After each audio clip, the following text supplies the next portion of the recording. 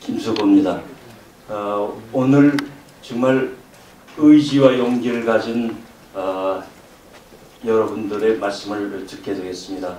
그들은 수백만이 죽어나간 북한 강제 수용소에서 의지와 용기를 가지고 살아남았고 또 여기까지 도착한 분들입니다.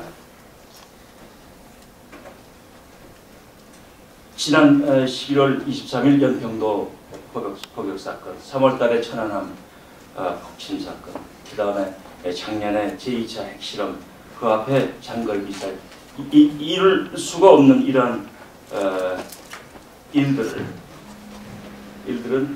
천년 공로할 일들입니다. 이것은 북한 정권이 독재 정권이기 때문에 거리낌 없이 일으키는 것입니다.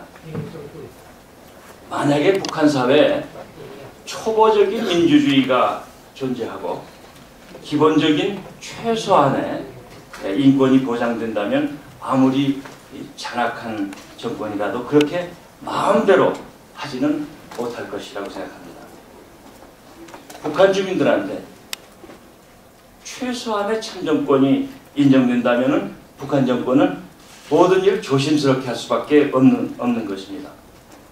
북한 주민이 그들의 정권을 비판할 수 있는 표현의 자유가 인정된다면 정권은 허튼 짓을 할 수가 없습니다. 다시 말하자면 우리와 똑같은 것은 아니라도 최소한의 민주적인 제도라든지 인권이 보장되어 있지 않기 때문에 연평도 폭격과 같은 무자비한 행위가 계속해서 일어나고 있고 앞으로도 일어날 것이라고 생각을 합니다. 당의 유일사상 체계방립에 관한 10대 원칙에 따라서 수령 절대주의 세습체제를 강화하면서 그거에 대해서 비판하는 주민들을 가차없이 체포해서 강제 수용소에 끌고 가서 온갖 핍박을 가하고 죽음에 이르게 해서 공포사회를 유지해 가고 있습니다. 그러한 억압 정권이 지배하는 북한 사회는 결과적으로는 침체할 수밖에 없습니다.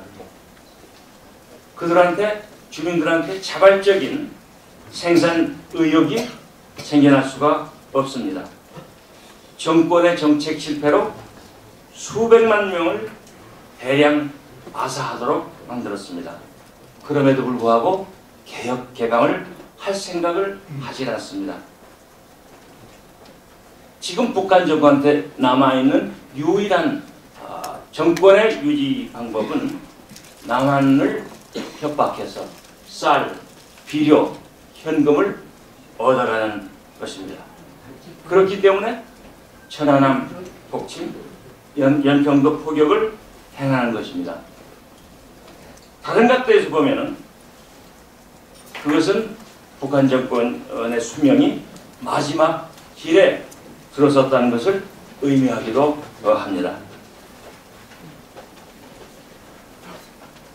우리나라의 일부 인사들이 얘기하는데 그들의 북한 정권의 협박에 응해서 유화책을 쓰고 눈을 감고 갖다 줘야 된다고 그렇게 얘기하는 사람들이 있습니다.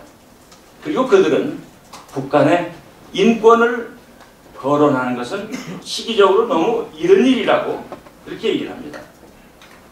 그들은 북한 2300만 북한 주민의 인권은 외면하고 북한 정권의 수명만을 연장시키려는 그러한 생각을 하고 있습니다. 문제의 핵심은 북한의 인권입니다. 또한 그것이 북한 정권의 아킬레스 힘줄이라고 생각합니다.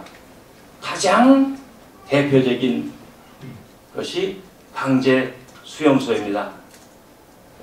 과거에 일부 친북 인사들은 북한에 그런 일이 있는지 증거가 없으므로 그걸 확인할 수 없다고 했었습니다. 다행인지 불행인지 오늘 이 자리에는 그것을 직접 경험하고 의지와 용기를 가지고 살아남고 그래서 여기에 서울까지 도착한 여러분들 오늘 같이 하게 되었습니다. 이분들이 정치범 수용소의 경험을 비롯해서 북한 실태에 관해서 생생하게 증언을 할 것입니다. 솔제니친의 수용소 운동가 소련 공산 정부의 붕괴를 재촉했듯이 오늘의 증언이 한반도의 어려운 문제를 푸는 매우 중요한 지름길이 될 것이라고 생각합니다. 감사합니다.